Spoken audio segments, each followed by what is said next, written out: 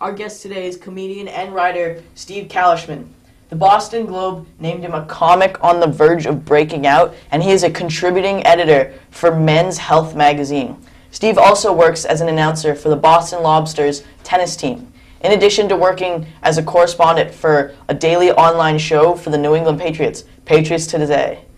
So now, Steve, let's get started with your comedian aspect and more of your, mixed in with your more writing aspect. How did you really get into comedy? I started in college. I went to the University of Wisconsin, and they had an improv comedy troupe there, and it was something friends and I went to every week because it was always new, and you didn't need to drink. You know, you could be 18 and get in there. So we went there and liked it, and then I fell into doing that, did some workshops, and then after college when I was done, I joined a troupe when I came back here, and just sort of fell in with performers, and never really thought about doing stand-up. I never thought I could be funny that way, but some of them were doing stand-up, and then someone took a class, and then I went to see their graduation, and I thought, well, they seem pretty organized, and the teacher was doing another class, and I just decided to try it, and kind of realized, oh, I think I maybe can do this, and I have not been convinced to stop otherwise, and so I've been doing it. That's how I got into it. Yeah. Any questions? Wow, that's really interesting. So, obviously, throughout your whole career, you had to struggle. What type of advice would you give to people that are struggling in their careers right now? Get out, leave your careers, and why don't you do something sensible with your life? I mean, I was a history major. Don't be a history major. That's foolish to learn about what happened. Learn computers. They're never going away, or real estate or something like that. What I would say to people who struggle, I mean, ultimately, like, if you're doing something like writing or if you're doing comedy, it's like, I think any job, it's way too hard if you really don't love it and you really don't get something from it, because I love it, and there's still like things I have to deal with that I don't like to deal with. But because I enjoy it and I don't really think about, well, I don't think about the bad stuff so much. So as long as you feel you're getting better and it's sort of moving forward, and you can get something out of it, then you keep doing it. And I mean, if you don't like it, you don't have to. I mean, it's not like nobody's forcing you to do comedy or something. You can get out of it. That nobody's like holding you there. So I guess that's it. You gotta really know. You gotta enjoy it, and you gotta find a way to make it your own. Not what you think you have to do or what other people are doing. It's like what you are doing, and that's the biggest thing is your voice. Is you're confident in how you put things together and how you present them, because you'll always look at somebody else going like, oh, that's so much better to do it that way. Somebody's looking at you thinking the same way, so you got to be honest. That's really what it comes down to, and so you just have to keep it that way, and it makes the struggle a little easier, Yeah. Oh. Yeah. Zach? So there you go. Yeah. That's how you don't struggle. Yeah. Stick to it. Yeah. Zach? Well, as you're a very big hit, I'm a huge hit. You don't think you can tell, but He's I'm a ginormous hit. I'm huge. Go ahead.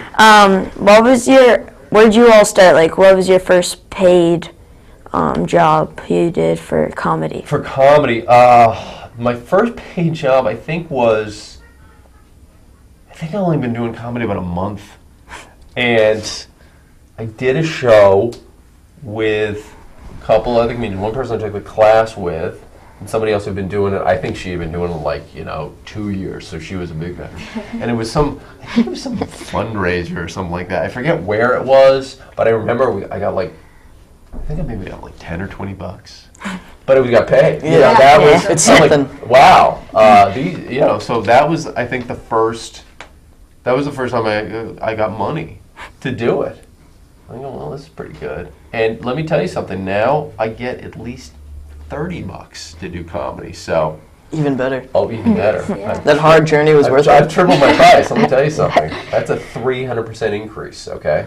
Any business will take that. So. Yeah. Now, we mentioned that early on that you do contribute articles for Men's Health magazine. Yes. Do you incorporate comedy once in a while or humor into your articles? Oh yeah, all the time. I mean, they know I do comedy. All the places I write for know I do comedy. They kind of like that. So I think sometimes they come to me with these stories that they don't want to have really dry, they don't want to have boring, so sort of inject a little bit into it. The balance with the stories is sometimes I'll write something that's just straight me or straight opinion, and I can just be funny and not worry about it.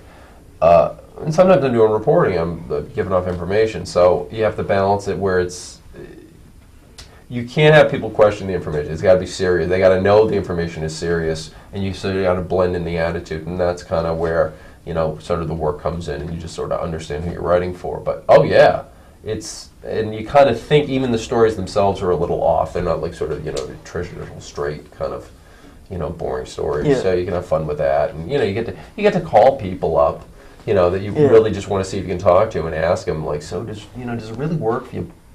Do you really cool down soup by blowing on it? You get to ask really serious people. Yeah. It's really ridiculous. So if you drop the penny off the Empire State Building, would it kill somebody? And they go, oh my God, I'm so glad somebody asked me that. So there's you get to have fun with the job, which is nice. Yeah. Yeah. That's always good. Yeah. So you mentioned that you were a history major. Yes. So how did you go from writing Men's Health?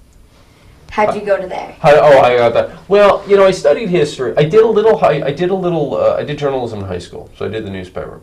I didn't do anything in college. Studied history, and when I got out, because history, unless you're going to go to grad school, there's no you don't go to the history store and get a job. I didn't know what I wanted to do, and I figured, well, what's the biggest skill I have, which was writing. Because I wrote a lot of papers and did the research, so I said, well, maybe I can be a writer. And so the difficulty is you don't get hired to be a writer unless you've written something. But unless you have written, you don't get hired as a writer. So it's the cycle of this cruel cycle you have to get in. So I just found some ways to get some writing jobs, and I thought I understood a little bit about journalism. So I got really a very local paper and wrote a story, and the guy said, oh, this wasn't bad, so I fooled them with this, my made-up journalism, and it's like a lot of jobs. Yeah.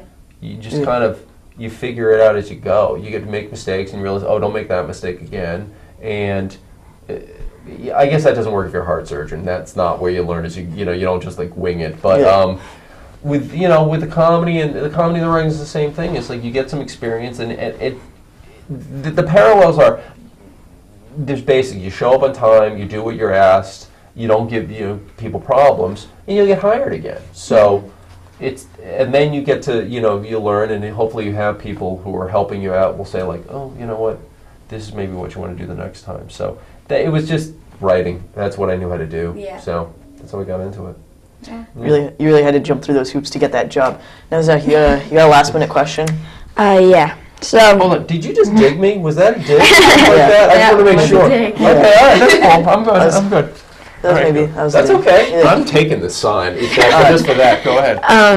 well, throughout your life, you have done many different activities and stuff. What do you think has been your favorite? You know what?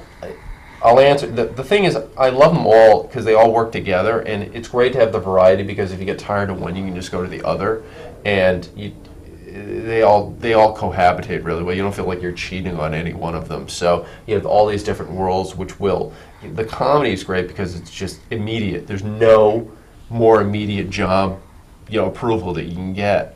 But it kind of fades, with the magazine, you craft something that's there for a while. I think the job of the Boston Lobsters that I do announcing for the team, is so much fun because I love playing tennis. I played that all my life, and I get to do comedy. I get to work a crowd and be around tennis players. So, and be around tennis and get paid for it. It's the closest I get to being a professional tennis player. I love that. That gig is just really a lot of fun.